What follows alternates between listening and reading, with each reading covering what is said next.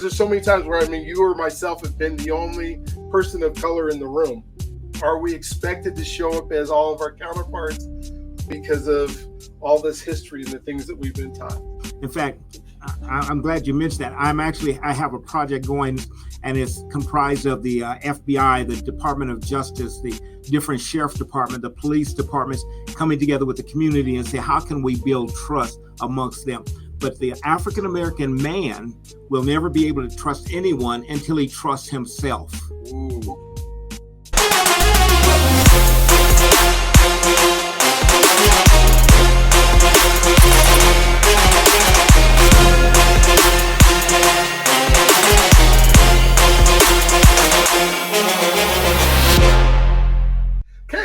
Welcome to another great edition of the Journey to Freedom podcast. And this is Dr. B, your host. And when you think about, and I say this a lot in my things, it's success leaving clues and thinking about our communities and the things that need to happen in our communities. And, when I try to find guests and I try to find people that we can highlight, people that are doing things, not just being. And, Dr. Thomas Mays is one of those folks who, I've known for several years, but I've been watching him for even more and knowing the things when I was doing my homeless services, organization over at Royal Rooms at Night and doing stuff, on the Colfax corridor there. And for those of you who have no idea, the Denver metro area, the Colfax corridor is where we see a lot of folks that are experiencing homelessness. We see a lot of folks of color who have been a part of poverty.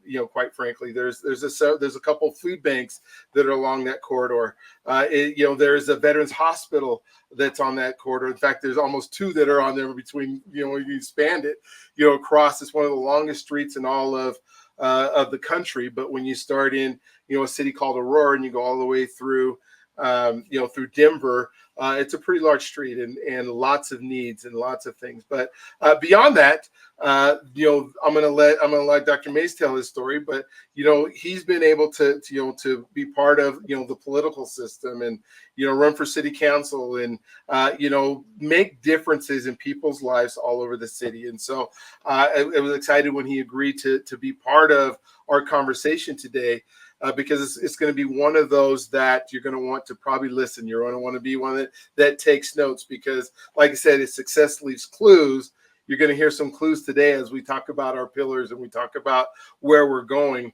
These clues that can help, enlighten a community, to help a community. And so, Dr. Mays, thank you for being on today. Thank you for being part of this Journey to Freedom podcast. I know we've had several conversations, and we actually get to have one online now that can enlighten others. And so again, thank you. If maybe you can kind of just start out with your story. I let people know your story can start, in your mom's womb and then go up to now, or it can start wherever you would like it to with city engagement. So my name is Dr. Thomas Mays, and I'm a native Denverite, pastor of the Living Water Christian Center Church. It's along the Colfax corridor, as Dr. B was speaking of.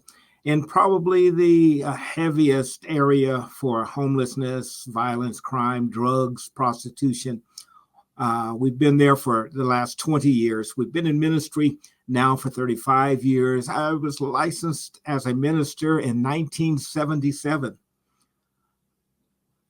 I am excited about the work, not about the title, not about credit, but just the work. A little bit about myself. Born and raised, as said, in Denver. Went to predominantly white elementary school, from there to a predominantly black junior high school, and then high school, of course. Joined the military, as a lot of black men did during that time, to avoid the draft. Was fortunate during the Vietnam War to not have to actually serve in Vietnam, but one of the support systems in California. It's very important for us to understand the pillars. Also, it's important for us to understand that the role we play. So in my background as a pastor, also the second vice president, or first vice president for the NAACP, the National Association for the Advancement of Colored People for the state of Colorado, Wyoming, Montana. Worked closely with the Ministerial Alliance. I served as president for 3 years. So many things that have really impacted my life as an African American. I could go all the way back beyond the womb, Brother Brian, and Okay. I love it. remind people. My great grandfather was a runaway slave. He ran away as a child, along with his family, and eventually became a pastor in the Churches of God in Christ, a very strict Pentecostal movement. And I think a lot of the things we'll probably talk about, Brian, is based on the loss of that history, not just the knowledge of what transpired, but the essence of it that really helped us coming out of slavery, coming through the civil rights movement of the 60s with Dr. Martin Luther King, understanding he and Malcolm X and Eldridge Cleaver, people like that we don't really study their history and understand the concept and what they were trying their best to get us to hold on to. We've been divided. And I think that's one of the most devastating things that ever happened to the Black family, especially where the Black men were concerned. Some of us don't believe the Willie Lynch story as fact, that it's just a myth, but regardless, it has a great bearing on who we are as Black men. Man, that is so true. And when we talk about history, and it's so important, I tend to talk on this show a lot about, I learned this concept of contributing factors and determining factors, that are part of our lives, and what the determining factors are intrinsic. These are the things that have come as a result of all of the history that has happened, all the things in their lives that have happened to either our ancestors, our parents, us. But those are such a huge factor in what we determine can be who we are and who we become. And so as I'm listening to that, one of the things that I want to do with this group, with the Journey to Freedom, is I want to go. I just was able to go to Alabama back in February and do a civil rights tour. And we went to Birmingham, and we went to Selma, and then we went to Montgomery, and we were able to go to the lynching museum. And I learned so much that, some of the things I wanted to know, some of the things I did not want to know, some of the things I already knew. But as a result, I think it helped shape who I am and how I make the decisions that I have now. And so maybe you can kind of talk about, the lessons maybe that you learned, from your ancestors. You said that, one of your ancestors was a slave that escaped. And so in your family, because that's different than, a slave at a family that passed away or a family that got separated. How do you think that impacted those stories that you heard as a kid, and the pride I bet you guys had as a result of he got out of it? How do you think that affected your walk now, or how you look at the things that you're involved in? I think it affected me tremendously. And let me digress just a little bit, because this is a challenge that we have, that I have, and many others have. I call my great grandfather a runaway slave, but understanding I need to embrace it differently, rather than looking at him as a runaway slave, but as a runaway individual who was enslaved. He was never a slave, but he was enslaved. Yes. And I'm careful that, and I find myself going back, correcting that time and time again, because it's been inbred in me. He was a slave. He was a slave. He was a slave. As long as we continue to accept that, then we will still have that slave mentality. He was an individual, a free man, free young boy who was enslaved. In other words, and that's what brings the criminality to it and the wrongness to it. Not just to say he was a slave, but he was enslaved. It's almost much like being abducted or kidnapped. And forced labor, the sex trafficking, all of those things. Really, when you talk about a person who has been enslaved, that's what you look at. So it impacted my life tremendously as I listened to some of the things that he taught me as a little boy. He lived to be right at a little over 100, I think 101 years old. And so I got to spend some time with him. And one of the things, I tell you, the major thing he taught me that I'll never forget, he told me, he says, where the white man is concerned, and back then, we had that wall between black and white, not as much as right now we kind of finding ways to work together. But he told me, he says, you never have to worry about the white man that is mean, has a frown on his face, and he's an adversary. None of those things bother. That's not what you have to worry about. That's not what you have to be concerned about. He says, he loved to call me boy. He said, boy, what you really need to worry about is the white man that smiles every time you speak to him. That's the one to be careful of.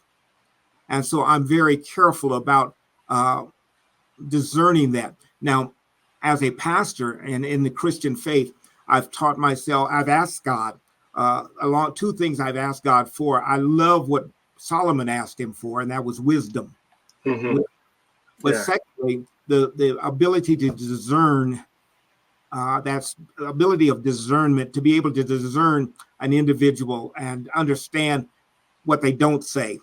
I authored a book a little over 10 years ago called The Brilliance of Ignorance. The Brilliance of Ignorance. And that book helped me as I wrote it to understand that what helps me tremendously is knowing what I don't know and realizing I don't know everything. And those things that I don't know, number one, either I need to know them or I need to surround myself with people who does know. So I don't have to know everything, but I do need to know and be able to discern the people that are in my circle, because you're never greater than the people you surround yourself with. Oh my gosh, that's so true.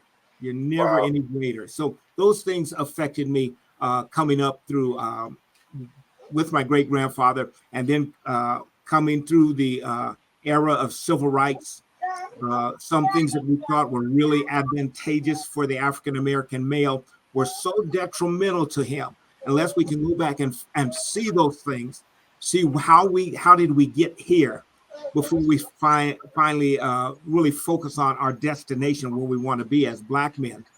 It's important for us to know how we arrived where we are. How did we get to the point to where there were so many fatherless homes? How did we get to the point to where we began to look at what the white man looked like and consider it that's the way success looks? How did we get to the point to where we walked around with a price tag around our neck? We were accustomed to that, and too many times in too many situations, we put ourselves on the selling block. We're for sale, and we'll sell our values, our morals, so on and so forth. Yeah, really, I really like the story you're telling and what your grandfather had talked to you about, because when I think of like the integration of schools, and we think about, this is supposed to be this great thing for America, because now we're going to make sure that everybody has the equal opportunity for the same education that they didn't have before. Although when you look at our test scores and you look at how we were doing before integration, we were doing pretty well.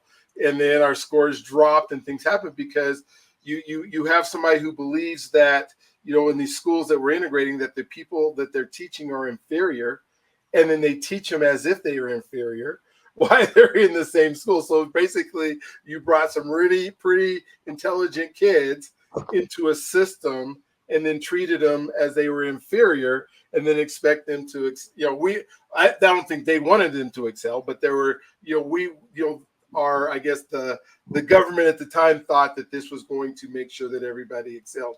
And so now we are here, we fast forward 50, 60 years, 70 years, and we have now, folks who have these belief systems, that of who we are, that then determine where we think we can go in life and the decisions we make in life.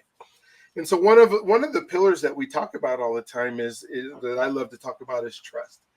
And so I would love to hear your thoughts on how do we show up where we trust, or do we show up as that we're not supposed to trust yet, and then they have to prove, or do we give them the benefit of the doubt? What does our Father in the Bible say we're supposed to do?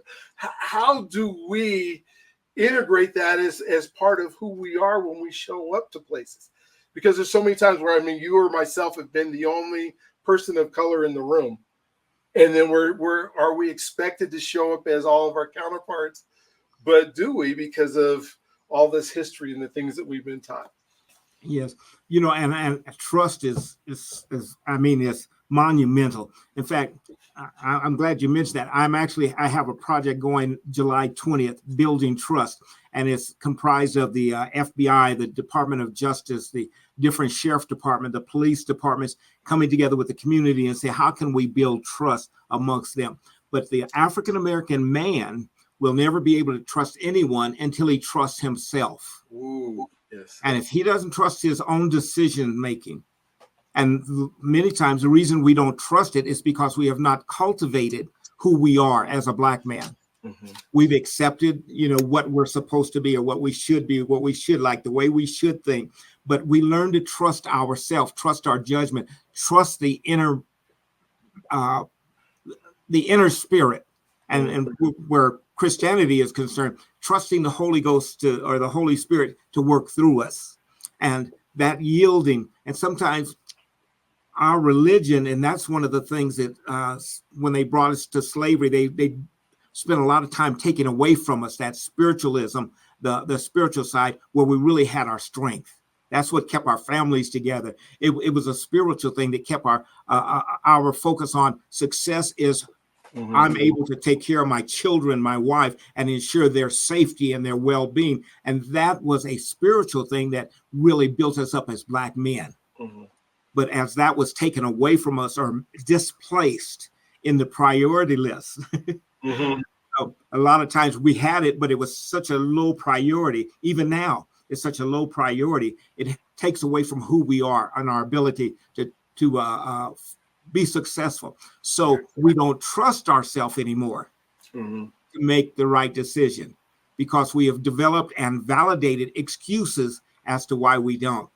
So once we validate those excuses, that my I didn't have a father in the home. Well, I didn't have this opportunity. Well, I didn't get this. I didn't get. Well, the white man's always against me. Well, Black men, Black people are their own worst enemy. We get all of those excuses and use those to validate the lack of trust, which is actually not trusting ourselves. It's not that we don't trust the other people, and we will never trust people around us or the system until we trust ourselves. I trust myself to make sure I understand that there is no shortcut to life. Wow. I can't take the shortcuts. I've got to take longer. It may be tedious. Mm-hmm. It may not feel good, but it always, I say it often. I said, if it don't come out in the wash, it'll come out in the rinse. But we've got to make sure we go through the process. Yeah. Oh man, I'm loving this so much, because what you're saying, holds when I talked about the determining factors and the contributing factors, and all those things you just mentioned are all those contributing factors that we have no control over. The systems that we have no control over. But if we don't trust ourselves, then our determining factors, we determine that those controlling factors have affected us in a way that doesn't allow us to move forward.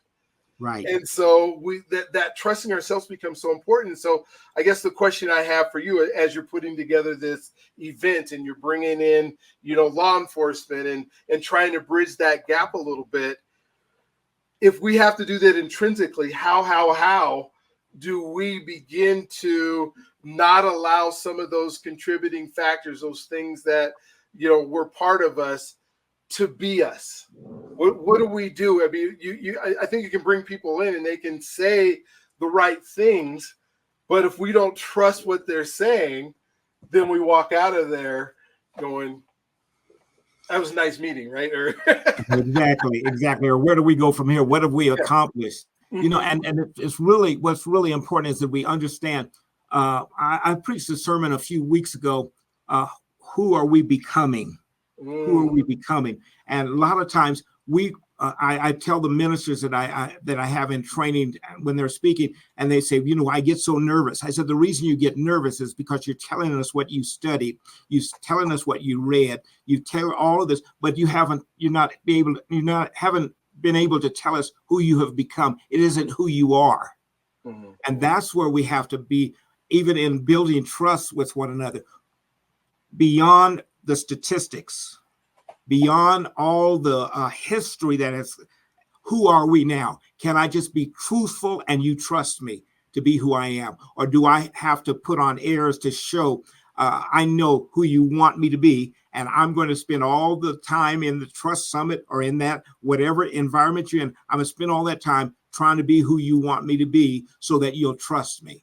No, I want you to get to know me, and you don't know me until you know my story. Once you know my story, you'll know me. And if you know me and you accept me as who I am, then you'll trust me. That's why, I've been married 45 going on 46 years. And a lot of people ask me, how in the world did you stay? What's the secret? I say, it's not a secret. What it is you never stop working at it. But I started the marriage out like this. I told the wife, as my fiance, I says, you'll never have to wonder what I'm thinking. I'm going to make sure that you know exactly who I am, what I like and what I don't like. And I will do some things that I don't like to do because I love you. But you're going to know that I really don't like to do that. You'll never have to guess. I said, now, some of those things will be difficult to swallow, but it's better for me to be who I am than for me to put on airs. And then you find out later on, oh, he didn't like this. He didn't like that. The same thing with any relationship. And that's what it boils down to, is relationship. If you allow me to be who I am and accept me as who I am, and not say, okay, I accept who you are, but you're wrong. No. It's not necessarily I'm wrong. I'm different than you. And it's much like a lot of people, for years and years, you hear people say, United States is a melting pot. That is the number one problem. You want me to melt in to be like you. It's a process of assimilation. But America has got the way God designed it, was never designed. His world was never designed to be a melting pot. It was more of a salad. Everything remains as it is and has its own flavor. So I am who I am. You accept me. I'm a tomato. I'm not going to taste like a cucumber, lettuce, celery, none of those things. I'm just going to taste like a tomato, but I'm part of the salad. I'm part of what makes up that salad. And so we have to be able to, and when we're talking about building trust, we have to get to a point to where I'm going to trust the cucumber to be a cucumber. Yeah. I'm going to trust all those. So that individuality, and even when you get within the African-American community, we are not all the same. We don't all think the same. We don't all have the same morals or the same standards or the same boundaries. So getting to know one another, knowing their background, how they got where they are, what else is in them, in their DNA, is so important. But we never, and I think, Dr. B, a lot of it is the population has just expanded. So we see so many people and we encounter so many people. We forget that personal touch. We forget the relationship that it takes for Black men to work together as Black men. We avoid that relationship. And the number one reason is what we just talked about. We don't trust the next Black man. And the only way we can trust him is to accept him as he is, and trust yourself that people will either accept you or reject you, but it's okay. It's okay. Be yourself. It's all right to not be all right in other people's eyes. Only two people I seek to satisfy. That's my wife and God. Man, yes, I'm good. I hear you. Well, this is really a great segue as I think through this, is because we talked about becoming, right? Becoming it, and accepting the person where you're at. But the person where you're at, I have a whole series, and I guess this is my little commercial here, where we're talking about becoming the person that you need to be to do the thing that you want to do. And so you get stuck in, at first I have to trust myself, and I have to love myself, and I have to understand who I am. But at the same time, I think God has asked us to grow. He's asked us to become better, to become, servants. I say this prayer every day: Dear Lord, give me the wisdom to do the things you put me on this earth to do in a way that pleases you and serves others. Because if we have the ability to serve others, I think that's what he's asked us to do. That's the commission that he's put us there to do. But if we're not that person, we can't be good at it, right? We have to always be evolving. And part of us not having relationships is not learning from our fellow men.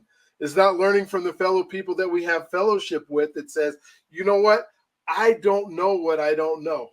I can't become the person you're expecting because I don't know. And if I'm not around other people who can lift me up, who can help me along my way, who can take the visions that God gave me and turn it into what God would have me do, and so I'm thinking about, when we switch from like, okay, now we got trust to identity, who is the person that I'm becoming? And like I said, I have like this 7-minute a day series that I do that people can log on to it and they can watch it. I'm actually charged $7 a month just so you will do it every day. Because if I don't charge anything, you'll do it like once every 7 months, and then it's not going to help you, right? But it all's based on, what am I thankful for? What am I grateful for? What are some affirmations that I can begin to say? What are the relationships that I want you to go out and do every single day? Not because I want you to be this super highly successful person, but I want you to be somebody who's incredible at relationships. And so if you maybe can speak, Dr. Mason, about identity and the person that we are, that we have to be comfortable with, but how does that identity have to, I guess, evolve or move forward? And maybe evolve's the wrong word. I mean, you might have a stronger or a better word that's for it. But what's your thoughts on our identities and how that we don't get stuck? When we look at our identity, Dr. B, it's so important because we sometimes emulate someone else. I'm the best me. There's never going to be a better Dr. Thomas Mays. I am the best me. I won't be anyone else, and I won't even put out examples because I'll miss some way. But I'll be the best me. So that means when we talk in identity, we know what we want to become, what we focused on, and usually that is designed by what we've seen. We enjoy. I enjoy sax, jazz sax, smooth jazz, and I'd love to be able to, but that's not who I am. God didn't give me that gift. I'd love to be able to sing. I have a daughter that just sings so melodious. And I said, oh, I wish I could sing, but all I can do is make a joyful noise. So, that's who I would like to become. So if I'm not careful, I'll spend much of my life trying to become what I see as what I enjoy, what I'm entertained by, rather than finding out what makes me laugh, what makes me cry. That's going to begin to help me to locate my passion. What makes me laugh, what makes me cry. It'll help me find my passion. And then my responsibility, in order to understand my identity, I have to cultivate that in me. I have to cultivate that. I in my counseling, when I counsel married couples, I tell men and women, I said, you'll never find the perfect wife. You never find the perfect husband. You'll find the one that is for you, and it's your job to cultivate them. And it's your job to desire and yield to be cultivated. So along with that, men, especially African-American men, need to find their passion and begin to cultivate that. And that, as you cultivate that, that's how you find your identity. Now, understanding cultivating, sometimes you have to put some fertilizer on it, and the fertilizer doesn't smell real good. All right. So certain things you're not going to enjoy, but it's part of your cultivation, your ability to cultivate who you are. So sometimes you have to pull up some weeds, get rid of some things. Sometimes you have to add vitamins. All those things helps to cultivate who you really are, or who God desires you to be. Now, it doesn't matter to me who you call God, if you call him Jehovah, if you call him Allah, but there is that supreme being in your life that you begin to, I look at Jesus Christ, the Son of God, as a guide for me to cultivate myself. And I use the scripture to help cultivate my identity. Lean not into thine own understanding. In all thy ways acknowledge him. He'll direct your path. So I'm not going to direct myself. I'm going to allow something greater than me to direct me. I'll attach my vision to a greater vision in order to make my vision large enough to where I know what my destiny, or at least the next step is. Dr. Martin Luther King helped us understand when you're finding your identity, you have to have enough faith to take the next step without seeing the entire staircase. So I take those steps knowing I am responsible for cultivating me to be the best me, not to be the best politician, the best scientist, the best preacher, the best teacher. I want to be the best me. And whatever God put me here for, I don't know. But I do know he didn't do anything without purpose. He says, I know the plan I have for you to prosper you and give you hope and give you a future. Well, he knows the plan. I don't know the plan. I don't know the fullness of the plan. As it's revealed to me, then I walk in it. Now, our problem is, and one of our problems is, when we're looking at trying to establish our identity, God doesn't reveal everything to us. If he did, we'd mess it up. Yep, we sure would.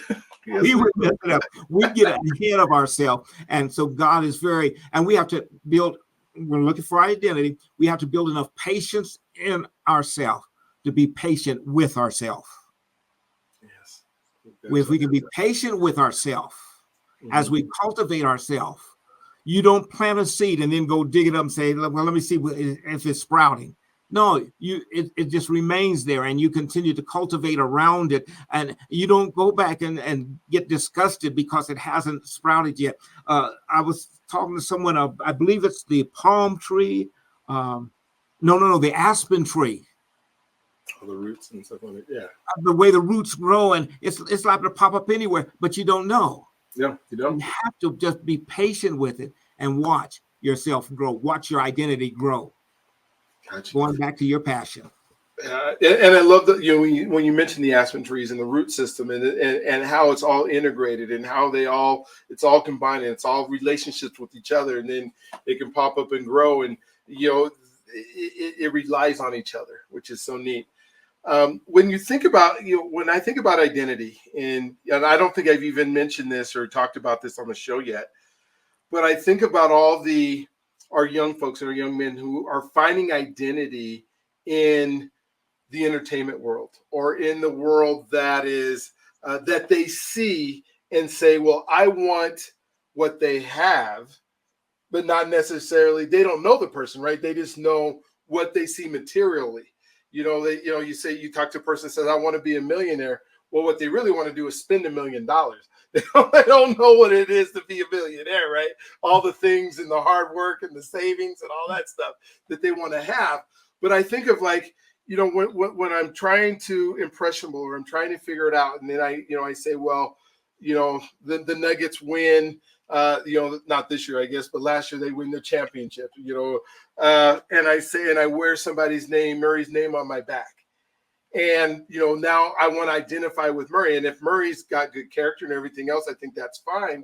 But then they say, my team did this and I won this. And my identity now becomes I'm part of an organization that I really don't know anybody on the team. Nobody on the team really knows who I am. And yet I kind of live my life through them and not be able to discover my identity. How can we guard against that? How do we to stop or to help? I don't want to say stop because I don't want to be on the negative side of it, but maybe on the positive side of it. How do we cultivate the beauty that God has given us instead of living through folks that we don't even know? Dr. B, you know what? A lot of us really don't like ourselves. And not only do we need to love ourselves, we need to like ourselves. And liking ourselves means we have to discipline ourselves. And if we discipline ourselves, we build ourselves up, we can be excited about who we are. The example you gave, when I talk about the Broncos and I'm talking to someone that's another team, that's their team. I speak of the Broncos. I said, we did this, we did that, we did that. But I couldn't play football if I wanted to. I love it. I love it. Yes. So that is the side of what I talk to young men about all the time. That's great. You don't have to get rid of that, but that's entertainment. Entertainment doesn't make who you are. That entertains you. What educates you? This is something even in church. I tell people, I'm not here to entertain you. I'm hoping you will be inspired and you will gain inspiration from information. There we But go. I'm going to give you information and hoping that you will be inspired and you will have inspiration because you received information. Otherwise, you've been entertained, but you haven't been equipped to come out of anything, any trial, tribulation, or anything else you're going to make the right decisions. You don't have anything. I haven't given you any tools, any weapons, nothing, but I've entertained you. That's the danger, and it's part of the book that I'm in the process of writing. I talk about how our spiritualism that coming out of Africa as slaves and into slavery, and how it was that we were inspired by the Spirit, but we learned one of the ways to survive was to entertain the white man. So they would have boxing matches where we'd fight each other. They'd have us come out and dance, and they'd laugh, and we found that to be a tool to succeed. Now we still use some of the gifts that God give us just for entertainment, but you have to be able to separate the entertainment from the information that will make you grow. My people perish because of lack of knowledge, not lack of entertainment. Lack of knowledge. So I think we have to build up ourselves. We go back to identity, go back to trusting ourselves, but you can't put trust in entertainment. The things that just make you feel good. You remember the Halle Berry in Monster Ball?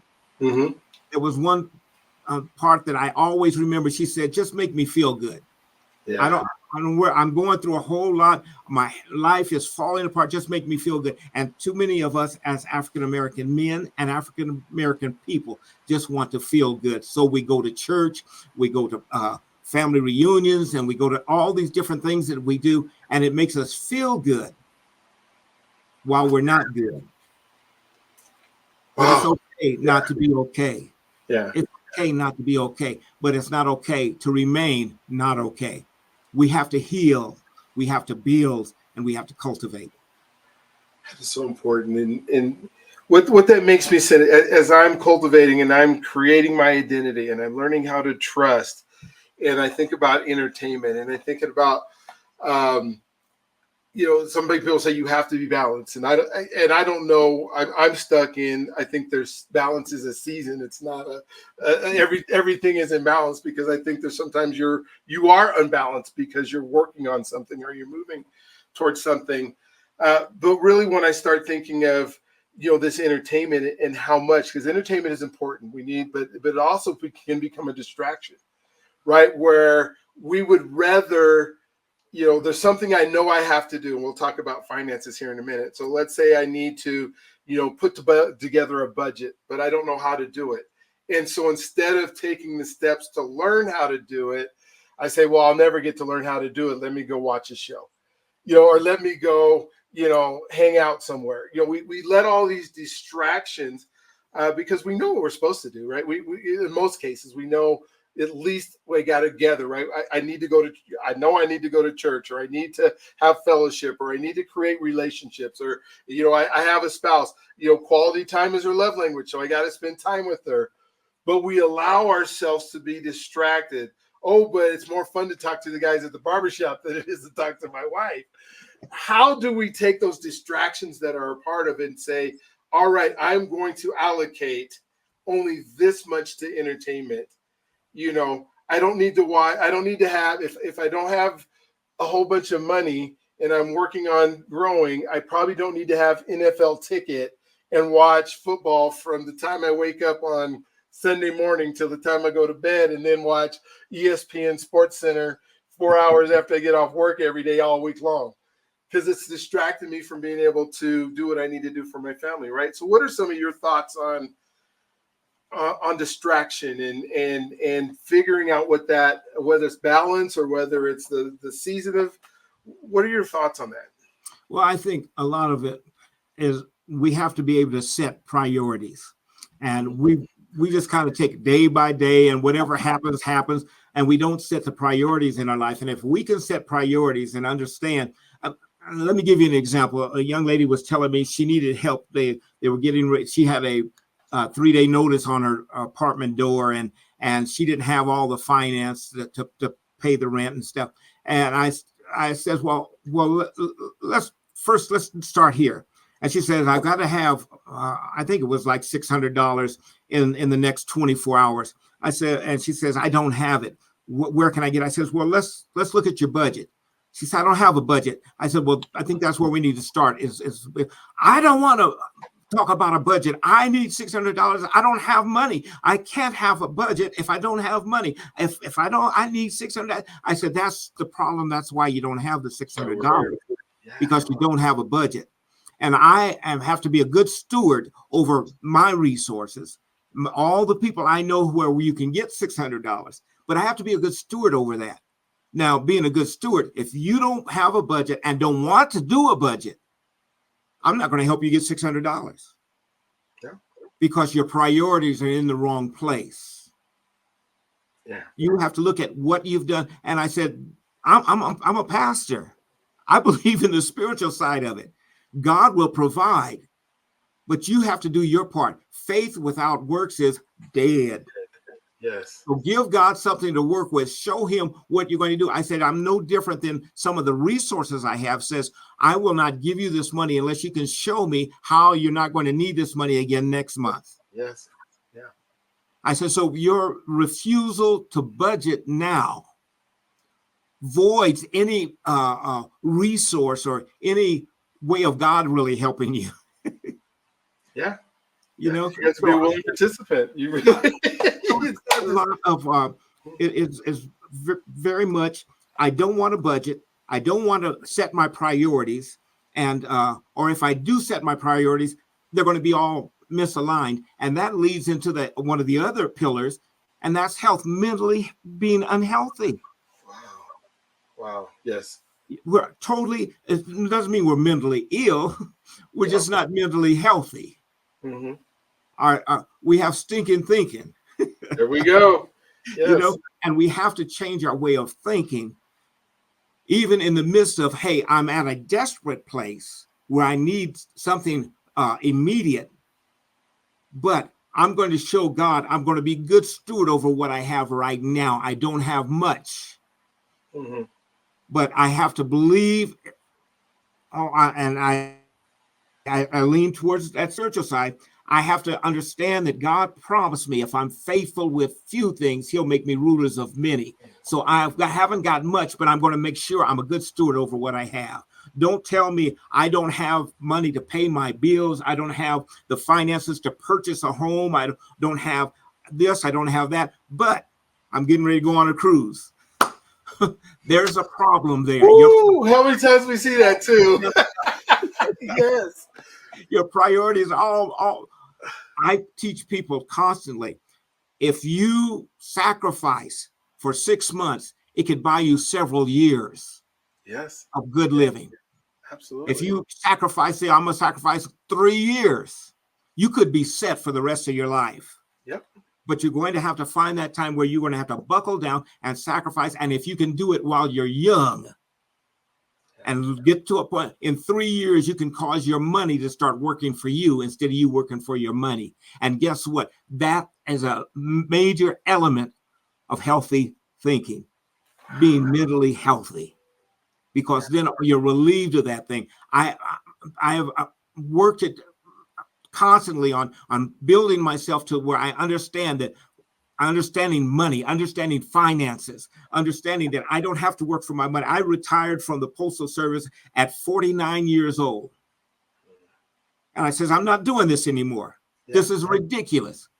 Working for someone else in a monotonous job, good pay, good benefits, And a lot of people would desire to have that, but I says, no, that's not what God designed me to be. This is the way society set it up. There is a better way. Yeah. And I've been so much better off since I did that, because I found I want to work in what I enjoy, what I love, what my passion is, what makes me laugh, what makes me cry. That's what. Then post office didn't make me laugh. It didn't make me cry, but It made you cry. yeah, you know, but it was still paycheck to paycheck, because I didn't understand money. Yeah. I didn't understand money, but money understood me. That's why the scripture says the love of money is the root of all evil.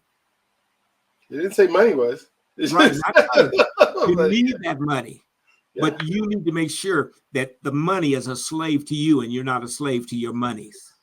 Yes, absolutely. So, and I think those are so inextricably connected. Mental health and your finances. I've talked to so many couples that were their marriage was destroyed, all about money. Well, and what I found is, when I was a financial advisor and meeting with people and sitting down, is that folks have this idea about money as if it's not important. And yet they spend, in the economy that splits that is you spend 40 hours, 50 hours, a side hustle a week trying to accumulate it. And then you try to tell me that's not important. And if those two things don't go together, you can't begin the process of learning how it works. If you, like you said, if you are a slave to it, then all of a sudden you're going, okay, I'm doing this. It allows me to do the things that God would have me to do, or just the things that I would love to do. But if I don't understand how that thing works, understanding, how to, things are going to happen. And I see the need for folks. But if it's a continual, like you were saying about your story, if I help you this month, what happens next month? If we don't have some kind of plan or put together where we're utilizing it. And like you said, I love where you said, try to do this when you're young, because you haven't developed all these bad habits that we have to forget about when you're older, that we have to now kind of retrain everything instead of a few things. When you're young and you haven't had a lot of money or a whole bunch of money come in your life, it's like, okay, let's just do this. You got it. Let's do it. Let's move forward. Now, when you're older, you in your 40s or your 50s, and you have all these beliefs and thoughts about what this money can and will do for me. And then you guys said, well, let's sit down with me. And we need to, obviously, if you're 60 years old, we're not going to start a IRA savings plan that is going to make you wealthy by the time you're 72 to retire. There's not enough time. You're going to have to do something differently. Well, I don't know how to do anything differently. I know. Well, how much TV are you watching? How much time when you get off of work or whatever you're doing, we're going to have to do something if we want to be where you want to be. And so, like home ownership, everybody should be able to own a home. Absolutely. But what are the steps of like I said before, becoming the person that can own a home? What do you have to go through mental health wise, or go through healthy wise? You can't just start exercising, walking 3 miles a day and expect that you buy a house, right? There's got to be some exercises with the money. Yeah. I've never had a budget, so I'm too old. I'm too old to do a budget. You're too old to have the things that you're asking to have, right? You're too old to not have a budget. Yeah, exactly. And so I love the fact that we're doing some of these things. What are some of the other, when we talk about health? I know there's physical health and then there's mental health. What are some things that you believe people should be doing on a daily basis? Because I think they're daily habits that are the clues of success.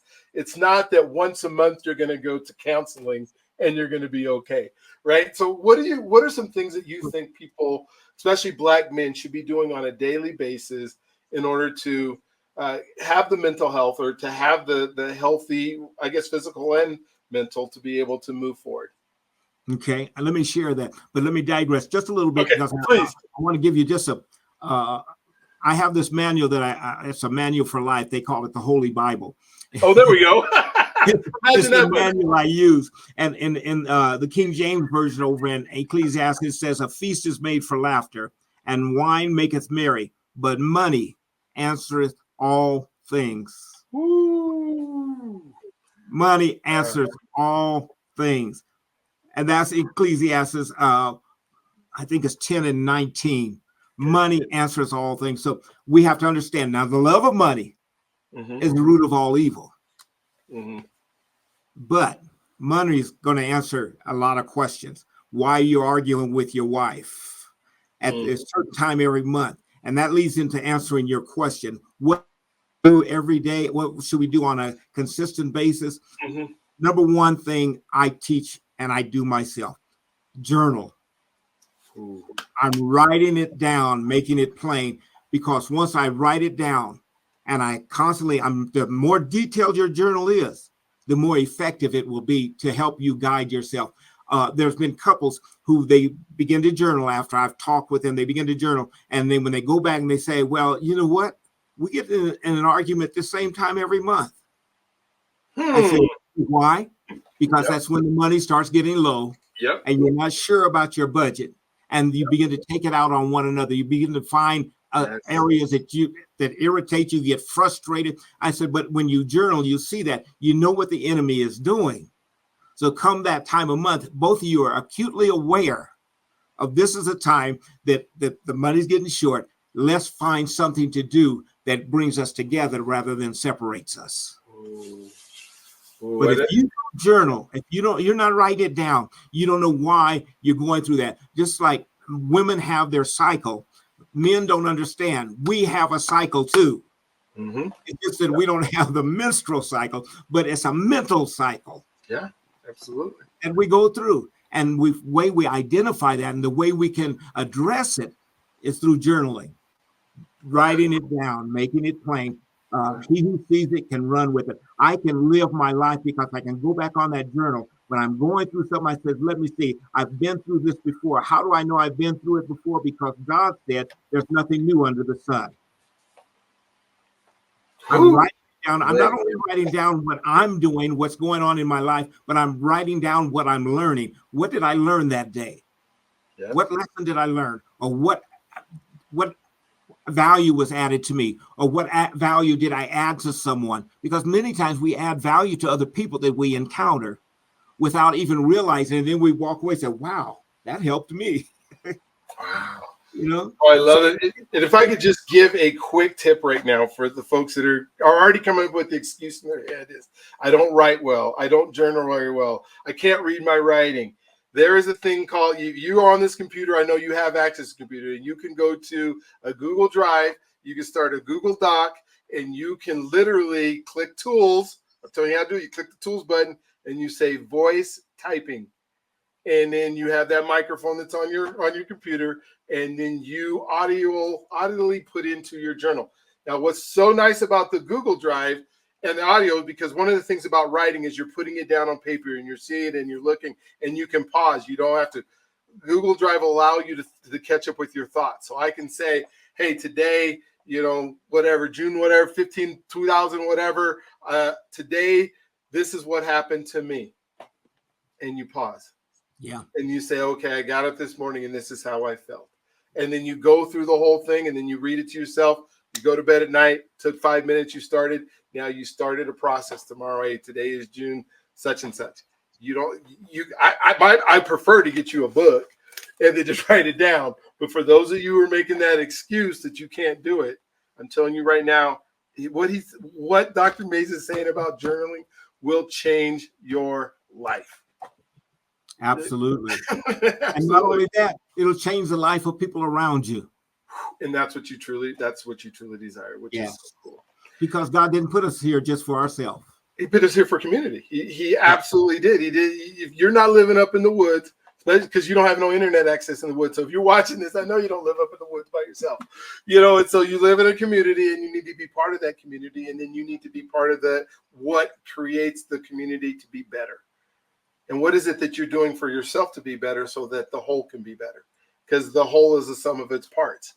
And if you're hurting, we want to be able to come alongside you, but we have to figure out, okay, what's going on? And I keep talking about these contributing factors. I realize all these contributing factors that may have become why you're hurting so bad. But then what do we need to do as a community, especially as Black men? I'm telling you this right now, especially as Black men. We need to talk. We're talking about money right now. How many conversations have you had about money in the last 30 days with your community of men that you're around? Or is that something you try to do in your head? And if you don't know what you don't know, and you're trying to learn yourself about money, I'm not saying you can't read books, and I'm not saying you can't go to YouTube, but there's some things that I read, Dr. Mays, I don't know about you, but there's things I read that I don't understand it.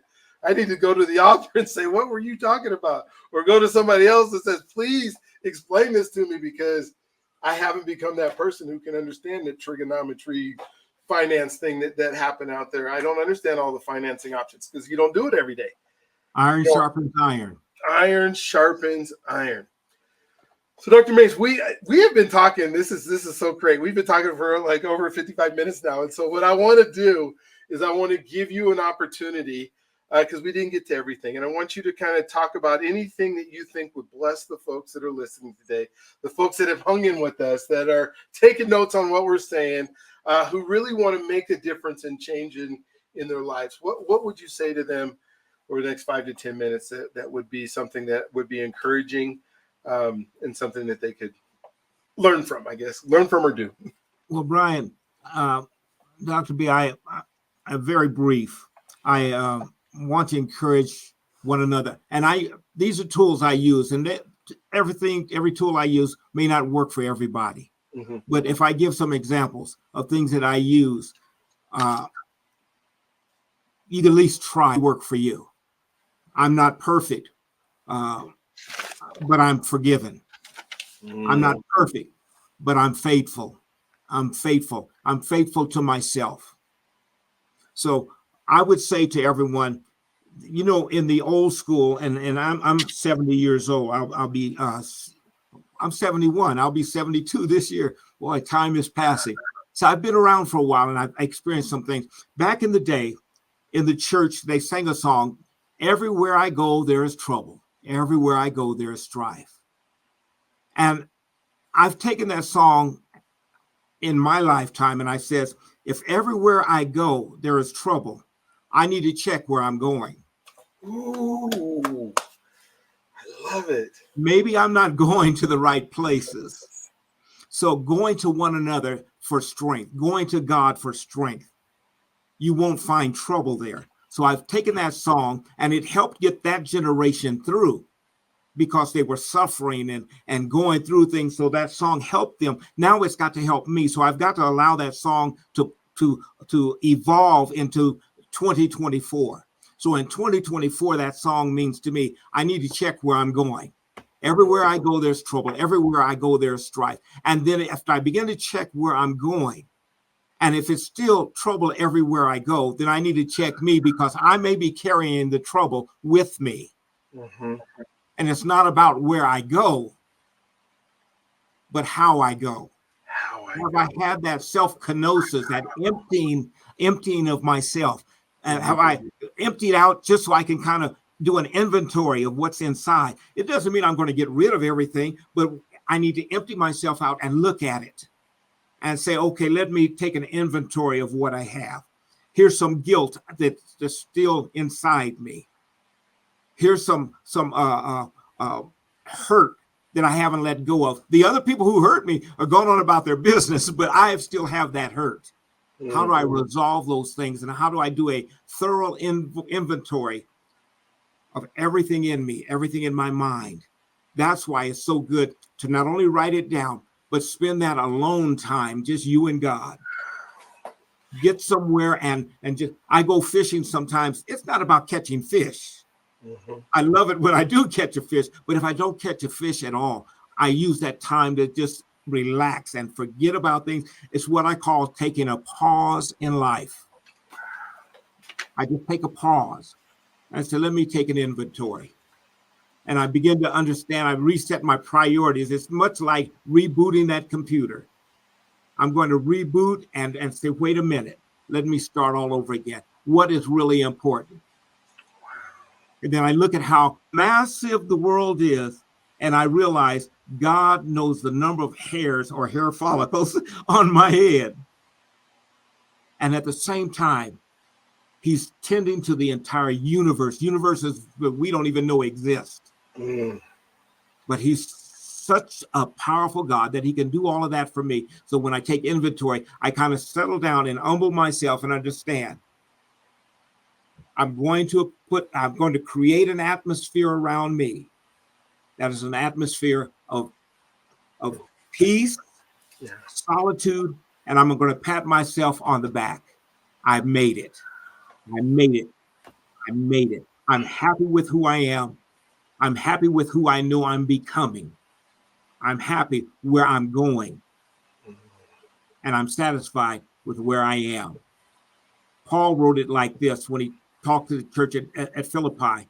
He says, I've learned whatsoever state I'm in, therewith to be content. It didn't mean he was going to stay there.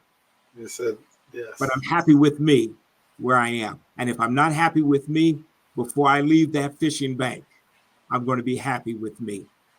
I'm going to forgive myself for all the things I could have done, should have done, would have done. I'm going to forgive myself and say, guess what? As long as there's breath in my body, there is still opportunity for me to make a better me. Wow. So that was what I would leave us with today. So amazing. So thank you. I mean, I listened to that and I literally got chills when you talked about how I go. You know, it's like, it's where, because most of my days, right, this is what I did today. This is where I was at. This is, how did I go today? What was my thought process? What was my attitude? What was it that God gave me purpose that I actually did, and that I can be happy as a result of it? And if I can ask myself that every single day, and in the morning, I can maybe even say, how am I going to go? And then try and strive towards, not strive towards finding trouble, not having trouble wherever I go, right? But how did I go? Oh my gosh, thank you for that. Thank you for being part of this broadcast. I know folks are going to get much out of it. I know I'm going to listen to it more than once, because I guess I'm the luckiest man on the planet when I get to do these, is because I get to interact with, in this case this year, over 100 men that are pouring into me for an hour. And I think about mentorship, and I think about, folks that have gone before me, and the shoulders of giants that I've been able to, to stand on. Yours is being one of those, and what I get to glean and learn from those folks that I get to interact with. And so the reason that this podcast exists is so that you can do the same thing I do. And I know I'm asking the questions, but I would, if there's somebody that I'm interviewing that you really want to have an answer from, I'm sure you'll figure out a way to connect with them, and I will help you do that if that's something you do, because these are men who would love to share that. And so, Dr. Mace, thank you again for being, on the show, being part of this journey in this podcast. I hope we can do another one. I would love to just do a show where we kind of unpack finances, and we kind of talk about what the Bible says about money, and how do we utilize it, and really unpack that verse, for the love, it's the love of money that is the root of all evil. And so many people have taken that out of context, I guess, as far as, well, we shouldn't have money. And I don't know where God has said that. I mean, there's some pretty wealthy people in the Bible that have done some pretty phenomenal things. I mean, Solomon, the richest man, right, that ever lived, was God's guy. So hopefully we come back and do that again. Thank you for being on. Thank you for being on this podcast. Until next time, when we have another one, you guys just, don't forget that you are God's greatest gift, and He wants to love you if you allow Him. And we will talk to you on the next one. Have a great day. God bless. Thank you.